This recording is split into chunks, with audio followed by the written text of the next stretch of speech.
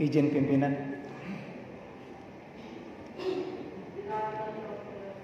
Baik.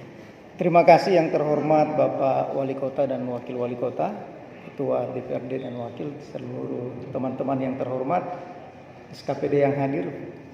Ada beberapa aspirasi Pak Wali yang perlu kami sampaikan, yaitu terkait dengan masalah, karena saya satu-satunya dokter yang ada di lembaga politik ini.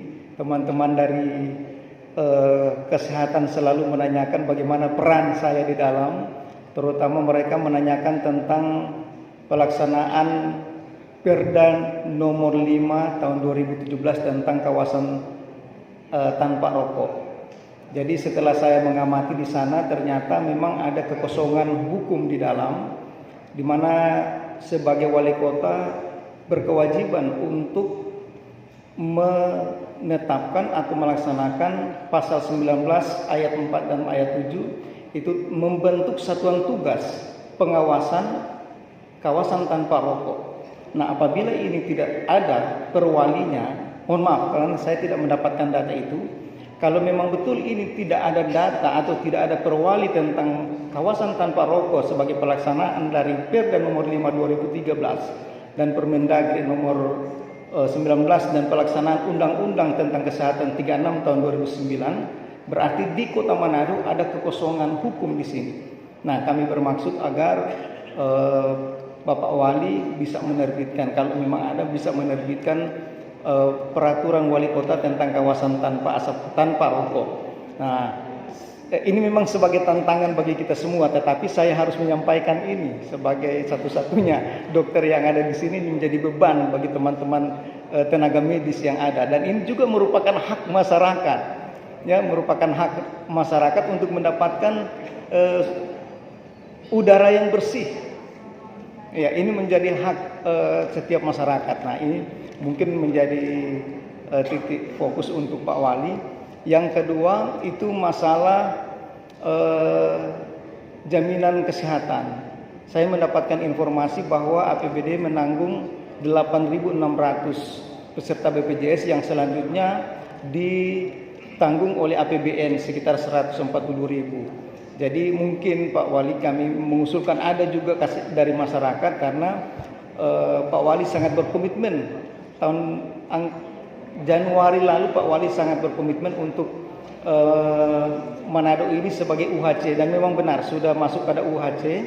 Tetapi setelah pandemi COVID ini ada sekitar di bawah 75% sekarang. Jadi sudah tidak masuk UHC karena banyak yang kelas 3 yang sudah tidak bisa membayar BPJS. Nah, kami sarankan sebagai konsekuensi daripada pengurangan peserta dari 110 kemudian 85.000 kemudian turun dari 8.600 ini, konsekuensinya pertama adalah bahwa kita tidak akan mendapatkan pajak pembagian hasil dari pajak rokok. Jadi kita di bawah 37%, 37,5%. Kalau di atas 37,5%, maka kita akan mendapatkan anggaran sebanyak 900-an juta dari hasil pembagian rokok tersebut. Nah, ini akan dipus. Kalau hanya 8.000 tidak akan mendapatkan angka itu, tidak akan mendapatkan pembagian hasil. Maka kita harus menaikkan jumlah pesertanya paling tidak 15.000 sampai 19.000 supaya mencapai angka 37,5%. Nah, berarti pemerintah berkewajiban untuk menambah peserta. Artinya banyak sekali peserta masyarakat yang tidak lagi mampu membayar iuran BPJS-nya bisa difasilitasi oleh pemerintah Kota Manado sebagai tanggung jawab bidang kesehatan. Nah, yang berikut Pak Wali saya ingin menyampaikan. Yang ketiga, saya ingin menyampaikan bahwa mohon maaf Kepala Dinas Sosial, saya mengurus satu masyarakat yang ada di dapil saya, itu pengurusan KIS. Karena sesuai dengan Permensos tambah kurang ganti itu bisa dilakukan setiap bulan. Ketika saya membawa rekomendasi dari kelurahan, itu diminta, mohon maaf Pak Wali, ini mungkin saya ingin menyampaikan ini, itu diminta rekomendasi dari kepala lingkungan. Kami tidak menafikan fungsi kepala lingkungan sebagai pembantu tugas pelaksana operasional di kelurahan. Tetapi menurut kami bahwa itu sangat jauh ketika tim verifikasi meminta data, meminta rekomendasi kembali dari kepala lingkungan.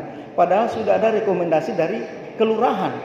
Mohon maaf, sesuai dengan Permensos tidak ada permintaan rekomendasi dari kepala lingkungan, yang ada rekomendasi kelurahan. Dan sesuai dengan Undang-Undang 73 tahun 2005 tentang kelurahan, kepala lingkungan itu bukan perangkat kelurahan, tetapi dia hanya melaksanakan tugas operasional kelurahan.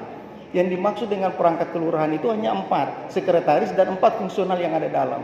Nah, mungkin untuk mempercepat urusan ini, itu mungkin ada mohon maaf, kepala lingkungan bukan tidak mendapatkan peran, tetapi kelurahan ini meminta rekomendasi dari kepala lingkungan, bukan kadis untuk meminta rekomendasi. Seakan-akan ada kesan bahwa ada setaraf antara kepala lingkungan dengan kelurahan. Nah, kami meminta kepada Bapak Wali Kota, kalau sudah ada rekomendasi dari kelurahan, berarti sudah jangan lagi minta rekomendasi dari kepala lingkungan.